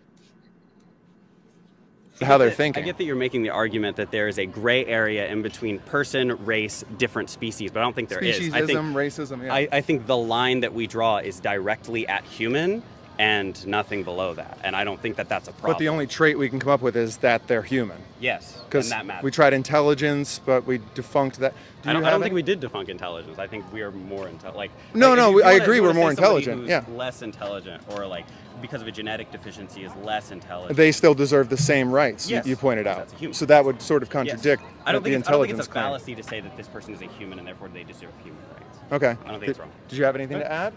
I just think that the way that we perceive things right now, the way that we perceive values, seeing other humans, seeing other animals and all that, it's constantly changing. It's constantly changing. Yeah. And I do think that... And it's constantly been changing how we view each other in history as humans, right? And I guess looking at it through a historical lens, we've seen what rhetoric does. We've seen what that does, and we've disproven it. You know, obviously Jewish people are human, right? Yeah. And then it's just, again, it's just the way that we see things as people, the way that we see consumption of meat, or the way that we treat other individuals that are not a part of you could even groups. Yeah, you could even extract this argument down to like the plant level, like, oh, a plant's less intelligent than you, so why don't you defend the plant? Or an amoeba is less intelligent than you, then why don't you defend the amoeba? It's it's not a matter of like then what level of animal are you defending on an intellect basis? The line being drawn specifically at species is not a problem for me, because then you can't push the line. Like pushing the line any farther becomes a gray area issue. I don't think that is a gray area issue. I understand. If there was some hypothetical species, we called them humanoids, and they weren't actually human. They weren't part of our species, but they sort of looked like us and they had similar intelligence. Would you agree that they would deserve the same rights as humans do, or would they deserve similar rights to how you view non-human animals? I really think that is situational. Yeah, it's completely situational. I really think it's a very situational thing. Is there anything that I could say, hypothetically? I would ask him about the situation. What situations would make a difference? Yeah, great question. Important information. Yeah. Anything that you could say to yourself, even to get you to move anywhere else in the spectrum. Like what eating humans part? No, yeah, what sort of study or what sort of data could be shown to you? I would avoid study and data kind of leading the witness, I guess. Let them come up with their own reasons, I suppose. What would you need to see, or what would you need to hear? Yeah. See or learn. And you've kind of shifted the conversation to trying to get them to kind of good reason to eat a human, as opposed to like they're probably just drunk on that. I clarify it in a minute. What I meant to the original claim about non-human animals. Oh, okay. Which I clarify in a second. But yeah, at this point, I'm sort of I'm asking this question because it's sort of the wrap up. I'm like, I see this as really it's kind of becoming circular. I'm getting a bit frustrated. I know what data exists, or what I could show them that would make it very apparent the points that I'm trying to get across, and that is, if they were in the non-human animals position for just 1 minute, 60 seconds, if they were the one in the slaughterhouse, watching their friends or being shackled by their legs, there would be no question.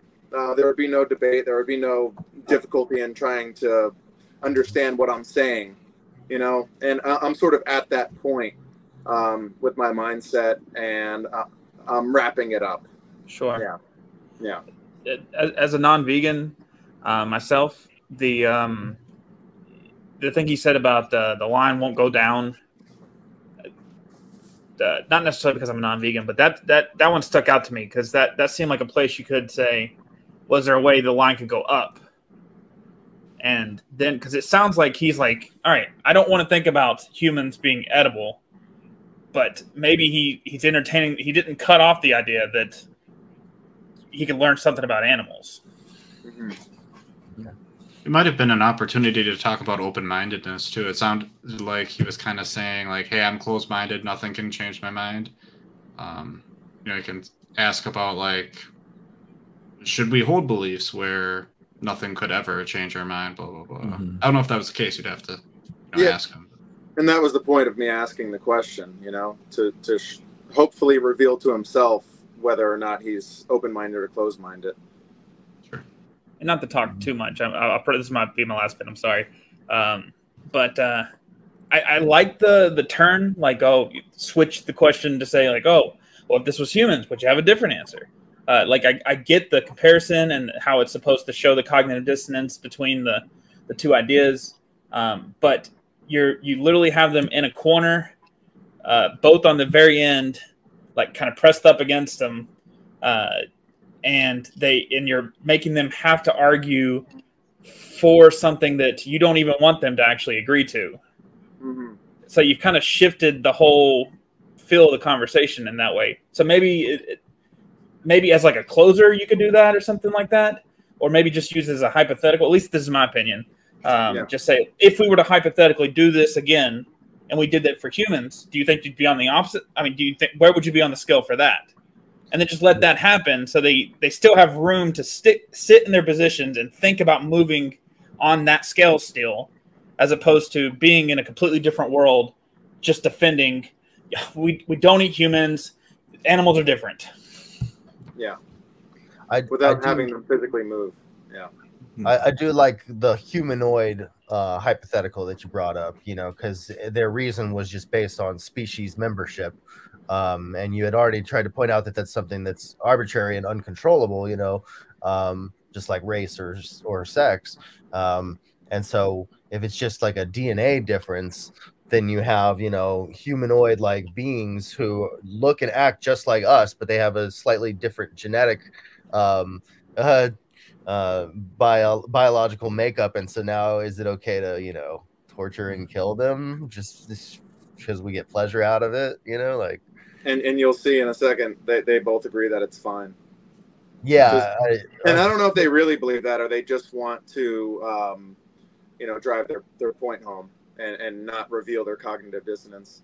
And maybe, you know, if more, you know, if better rapport had been done, you know, and if they maybe weren't as, and, you know, if they were more open-minded to the issue and stuff, maybe then it would have, you know, it would have worked out better as well, you know.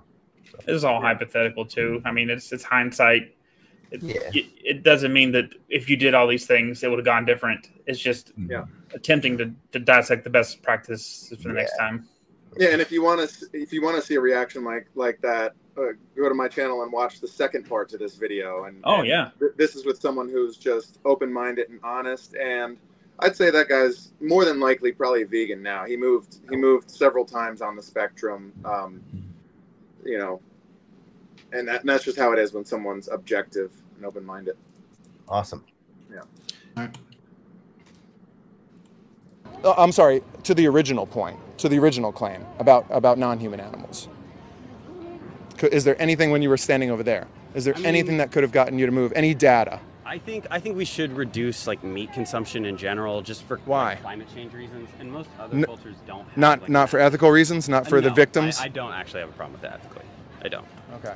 But for climate change reasons, sure, yes, because are you the same? You just have an issue with it for climate change, or do you? Climate change, the way land is utilized, how, again, just the way it affects communities in general. Yeah. That is probably one of my biggest gripes with the way that. Is there any gripe ethically or compassion for the ones having their throats slit? Ethically, it is priority, you know, for me that it's the most humane, you know, looking for the most humane way possible. Yeah. You know, yes, meat can still be consumed, but look for the most humane way possible. You know, don't throw them in a blender, just look for slit their throat quick. Yeah. Look for the the least painful way possible. Yeah. And there may have been a little loaded language there. Absolutely. That was neutral. Come on. Little jab right there. Little bit. Yeah, I don't know if you can tell. I'm sure just from talking to me for the hour and a half, I'm sure you know, but I don't know if you can tell. But I mean, I've been doing this for 4.5 years, having these kinds of conversations, and when I find that someone I'm talking to, I'm this close to them, when I find that they're just so apathetic towards the suffering, in this moment, my heart is breaking. Yeah. That here's two other people, you know, they're humans just like me. They're part of my species, and they have zero regard for the suffering of someone else because they're not, you know, they're not human. So, yeah, I'm completely thrown off by a broken heart right there. So Yeah. We'll get better. Sometimes, We'll get better. yeah, like I know for myself, when I get sad in a situation like that, it quickly turns to anger, you know, and I'm lashing out at the person, and then I'm beating myself up later for lashing out at them and all that. So, yeah. But when we put a human in that position, it completely changes the tables. How we view other humans because of how we can see ourselves in those other people. What if we were talking about a dog and not a cow or a pig? Would that have changed your position at all? We do have different laws around that. Like if you kill a No, dog. not law, not legally speaking, just ethically speaking. Ethically speaking, it is completely different than killing a human. I guess. No. Dogs. No. Yeah. Spending a little rapport there. Sorry, actually, what I was intending to ask. Right. Yeah. Yeah, and maybe like let them be heard, even if you need to clarify your question and they're answering a question that you didn't ask. It might be best to let them finish talking so that they don't feel interrupted. Because I know I hate that, you know, but some people can handle it. But yeah, placing the burden of understanding on yourself can go a long way. If you say, "I'm sorry, I must not have asked that question the way that I was trying to. That's not the question I meant to ask. You know, let me rephrase it." Compared to cows, I said. Like if it was I mean, no, I really don't think there's a distinguishable. Like if it's something that you eat regularly and it's available to you, you know, then no. I know it's a culture thing as well. Yeah. You know, there's people here that have dogs as pets. There's people who eat dogs in other places because that is what is available to them. You know, that's, you know, we don't eat guinea pigs here, but then you can other places you eat guinea pigs somewhere else. Yeah, I just think that because just for me, it's on the same level. That's really just like a cultural thing. It's really just a cultural thing. But because something is culturally or historically or habitually done, does that then morally justify the action? So did someone say something?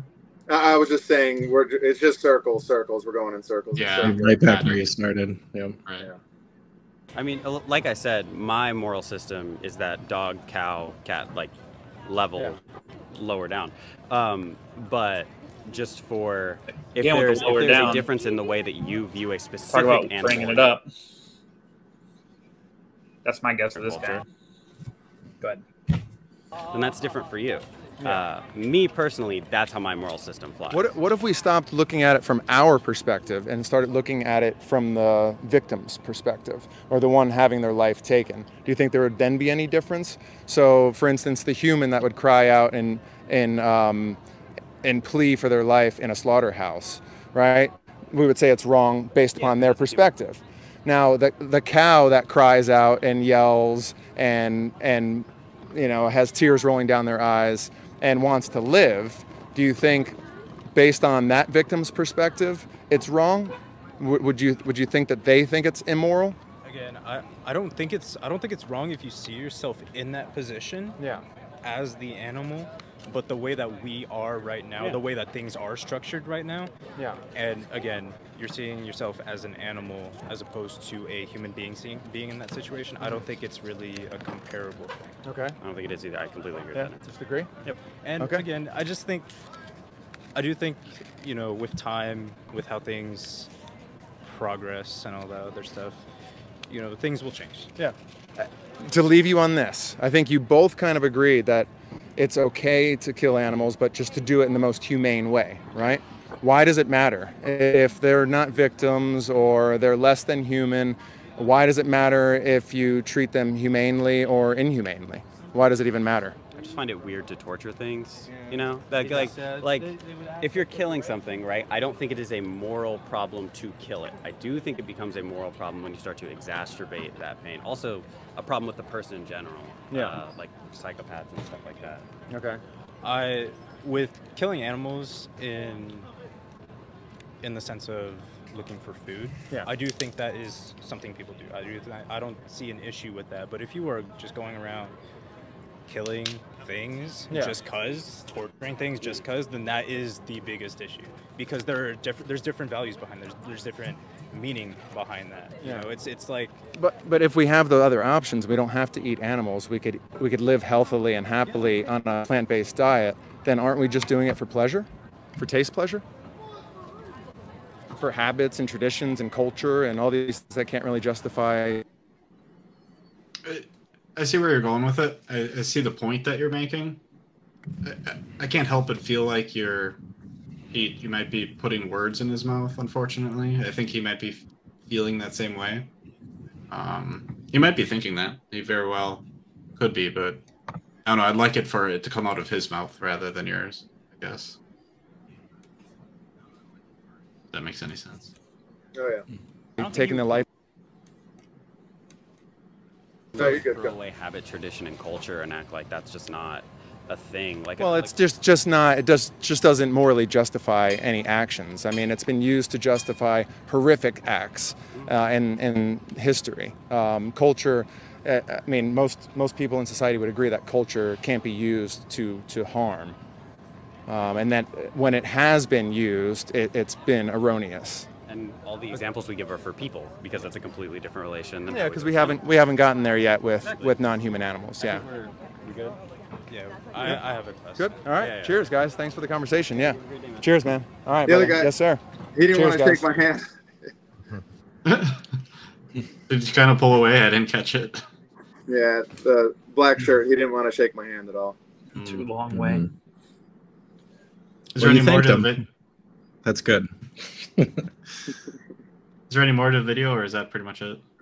No, it's just a sort of a preview of part 2. Oh, gotcha. Okay. Yeah. Yeah, I liked how you had that in there. Should we play it, or? Yeah. Let's watch the Let's preview. do it. Support the channel. What's up, brother? Hey, how's it going? You want to get in on this? What? You want to get in on this? What is We're this? playing a game of. Were you listening at all? Oh, you were standing there for a while. Yeah, I know Yeah. you're having for an interview. Yeah. Well, I'm Pete. Nice to meet you. I'm Aryan. Marian? Aryan. Arian, nice to meet you. So we're doing a game of spectrum epistemology, right? So this is the neutral line, and then we have slightly agree, agree, strongly agree. And then in the opposite, slightly disagree, disagree, strongly disagree. And I'm asking a claim, and then I'm having you stand on neutral, count down to 5, and then you'll move based upon where you stand with this claim. Do you want to try it out? Sure. Just Ooh, nice little transition there. That was clean. I like that. Cool logo Right. too. So one thing I was thinking about is the claim itself that you used was, as you acknowledge, really, hitting them hard, which was, if you're not vegan, you're an animal abuser. One way to soften that, if you think it's appropriate to soften it, would be like, instead of abuser, abuse. Like, eating animals is animal abuse, instead of if you eat animals, you're an animal abuser. So it focuses on the action rather than the actor. Take it off the person. Yeah.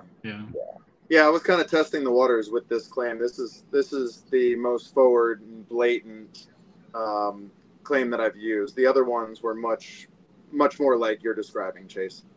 I'm also wondering about, like, what if you had several claims written down that they could choose from, or maybe like several claims in a bag or something written down, and maybe they're all related to animal rights, and the person need not even know that, but you could just be like, I've got a bag full of claims here, but it could all just be about milk is cruel, or meat is cruel, or frame it as a question, like, is meat cruel, or whatever, or you could make it still a claim, Is eating meat unnecessary suffering? Yeah. I like that idea. And at least so that maybe like the first thing they see is it in question form, so that it's not making a statement necessarily, and then you can convert it into a statement with them to be examined. Or we could be going too far on that. Maybe it's okay for it to just be a list of claims. Well, like you were saying, Pete, about struggling with your conversation partner's apathy. That's one thing I was thinking of, and I don't know, like, how somebody deals with this in a spectrum environment. But one of the like key factors of street epistemology is exploring a belief that's important to your conversation partners. Right. And well, it's clear you're out here, you're doing activism, like that's what your goal is. I'm wondering like how valuable the conversation is going to be if you get two characters like the ones you interviewed who just don't seem to care. I guess there is value in like at least showing that they might not have good reasons. But it is sort of just an unfortunate circumstance of spectrum. I don't think you can get around that really. Yeah, it's definitely when I first thought of doing this for animal rights, I realized that, you know, typically it's allowing them to explore a belief that they have, not me trying to have them explore a belief that I have, right? So it does change things quite a bit. But, you know, even if it was a direct, you know, sort of debate rather than SE, I think I would have had a similar result with these two. I think they still would have slightly dug their heels in. But nonetheless, the payoff is that I believe they'll certainly, you know, maybe they never had a conversation about this before. And with animal rights activists, we consider something called the 100-point system. And this is you know, something I've described ad nauseum. So sorry if, you know, anybody watching has heard this before and hearing it once again. But say you're at 0 out of 100. Say these two gentlemen were at 0 out of 100 points. 100 points is when you go vegan, right? And they never had a conversation about it before. They had that conversation with me, even though they left, you know, not being any closer to a vegan on camera there. But maybe that was worth 25 points. And then they go home and they discuss it with each other. And one of the roommates overhears them. And maybe the roommate is vegan and they start to have a conversation about veganism once again. That gives them another 25 points. Now they're at 50. Then they're driving home and they see a billboard that says, did you know all cows in the dairy industry are put to death eventually? And that gives them another 25 points. Yeah. And then, you know, they call up their cousin, and their cousin is an animal rights person or a vegan, and they say, you know, I had this crazy conversation with this vegan guy, and it sparked some conversations with my friends. And their cousin, who's vegan, says, well, you know, I do some volunteer work at a sanctuary every Sunday. Do you want to go to the sanctuary with me next Sunday? And they go to the sanctuary and they meet some of the victims they would have otherwise paid for to have their throats slit for their taste pleasure.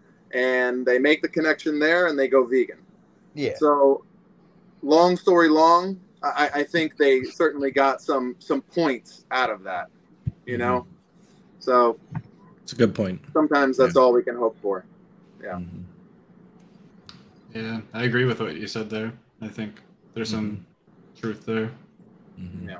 One thing I wanted to say was I think I have a little thought experiment that might be useful, and I'm not sure if I used this in the Discord that one time, Chase.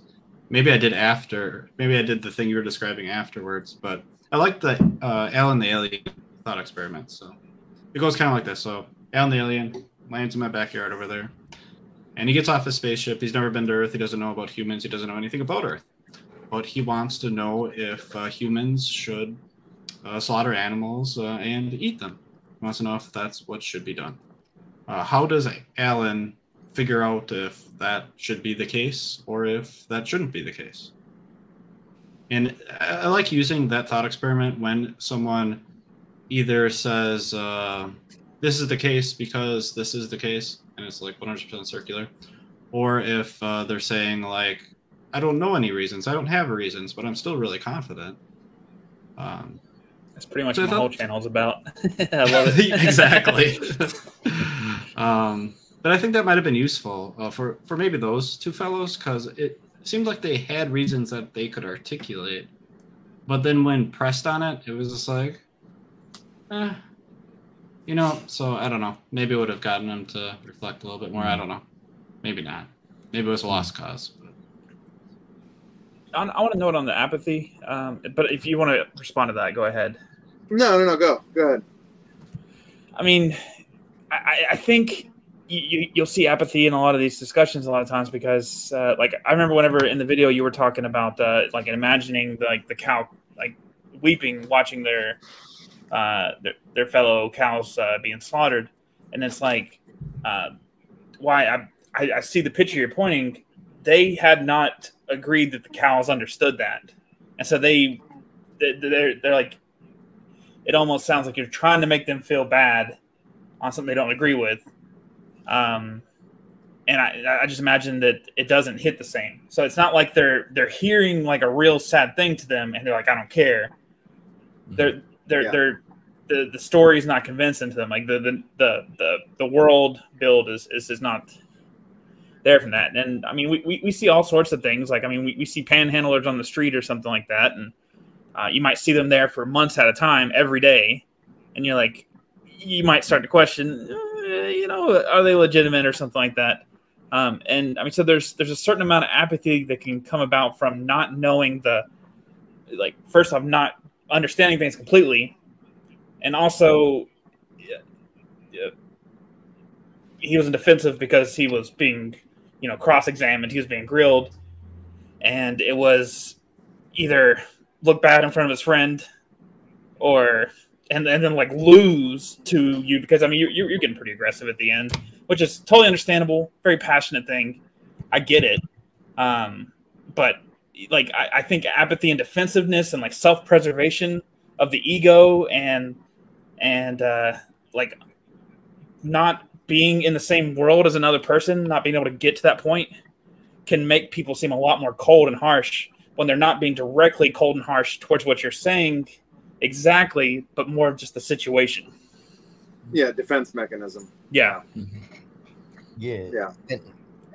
And again, a lot of the things you did, I think, would be appropriate in a debate or a protest, Yeah.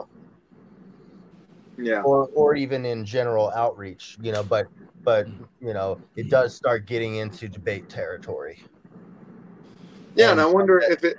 And that can be fine. It depends on what your goals are, Yeah. It's just when I talk about SC, I'm like, it's the opposite of a debate. Yeah. And Chase, you've seen my other videos. This is probably the least SE that I've done, I think so. Yeah. That's why I wanted to highlight it and but I'm glad you came in, and we're willing to get in the hot seat and all that. Absolutely, yeah. Yeah. Yeah, I mean, I want others who, other animal rights activists who might be afraid of having debates or conversations because they're afraid of getting too heated or too emotional or they just can't imagine, they just feel like pulling their hair out, using this sort of approach to, like I stated in the very beginning of this video, to, sort of try to put some of that emotion at bay and allow these people to come to their own conclusions, to possibly have 2 or 3 or 4 participants having a conversation with each other instead of with you. And something else I'll point out that I didn't really notice until watching it this time with you guys is maybe my body language too. Maybe I shouldn't square off with them so much. And I'm thinking of other SE channels, and rather than being squared off facing them, maybe I should stand more to the side, shoulder to shoulder, rather than face to face. That might even help. Yeah, that could help a little. Yeah, it's like collaborative body language, maybe. Yeah, in a way. Yeah. As far as like if you're running Street Epistemology or Spectrum, trying to get them to talk to each other might be awkward when, like, sometimes that'll naturally happen, but as a frame of reference, like generally speaking, I would say like have them talk to you because they're gonna want to because you're the one holding the mic, and you're the one asking them questions and stuff. And so trying to get them to answer a question you asked to someone else, like it can be. So I think just stick with talk to the interviewer, and then they can. But then, like I said, naturally they'll talk to each other when necessary. Yeah. Well, and maybe if I frame it in the beginning of the conversation, because I usually do, you'll notice when Bogosian does this sort of Spectrum Street Epistemology stuff, he'll right in the beginning, he'll be like, "Oh, don't talk to me. Tell him, tell her." Yeah.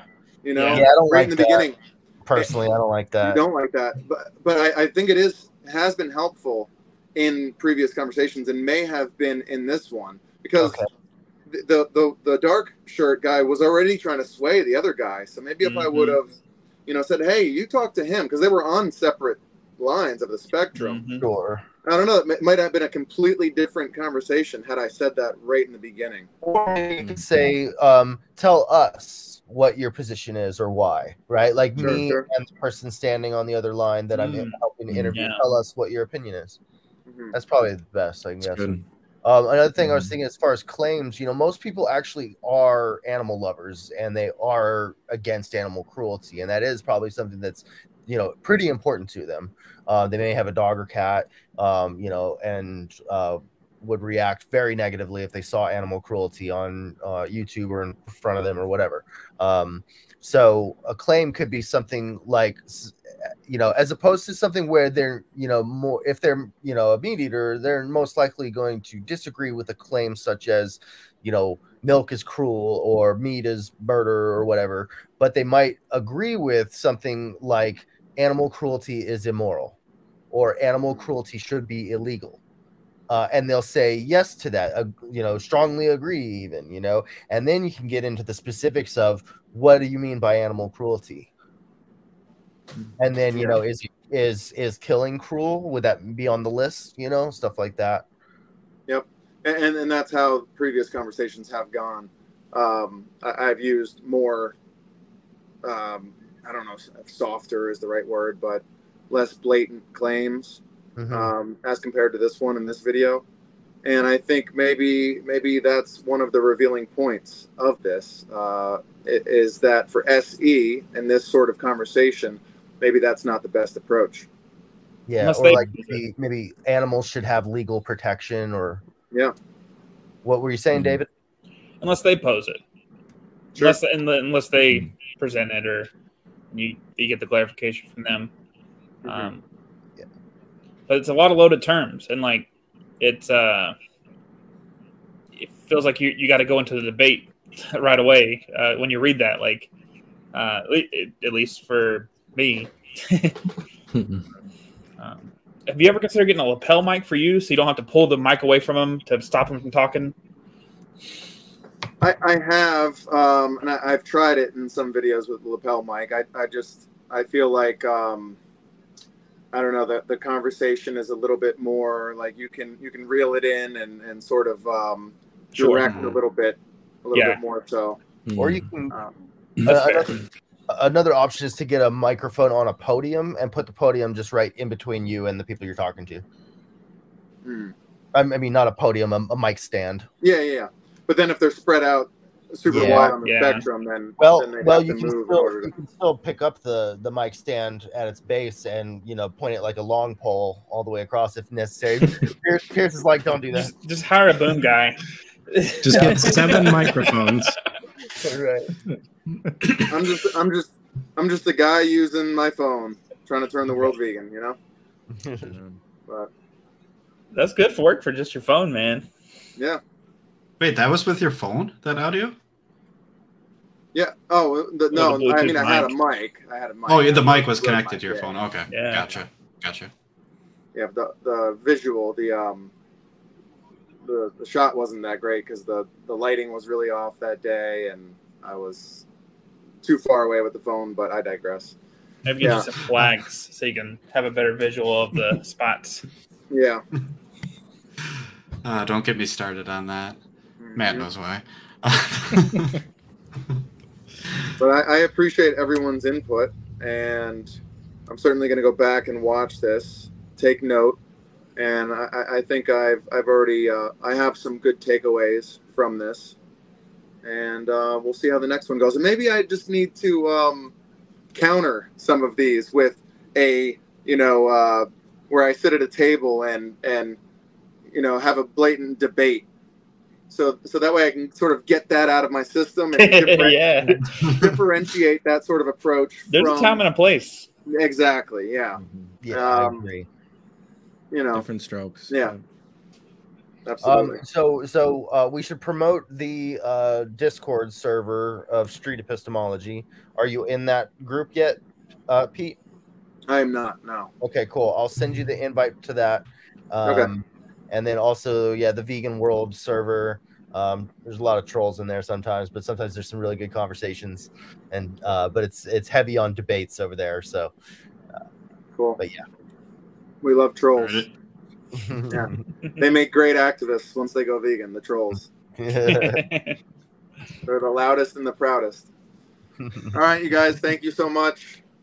Thank you, every one of you guys. That's great. See you guys. Thanks for coming on, Pete. Yeah. Cheers, guys. Cheers. Go vegan, you three. Yeah. Maybe you can convince 2-Day David to go vegan. Yeah. You want to do a little bit right now? Or is this another time? Another time. But I'm down for it. I'm down to discuss it. Yeah. 2-Day David's was born yesterday, so he doesn't know anything. He's kind of like the alien. I see. Okay. Yeah. Okay. Something to work with there. Yeah. Yeah. Whether or not you ever want to have a conversation on your channel or even in private, just let me know. Yeah. All right. We'll talk soon. Yeah. Or also on the Street Epistemology Discord channel is a great place for us to all meet up after the show and stuff. There might be people in there chatting already, and you guys could do Street Epistemology on each other till the cows come home. And the link is in the chat right now. Link in the chat to the Discord. Nice. Cool. All right. Appreciate That you being guys. said, I'll Cheers, guys. see everybody later. Bye. Thank you.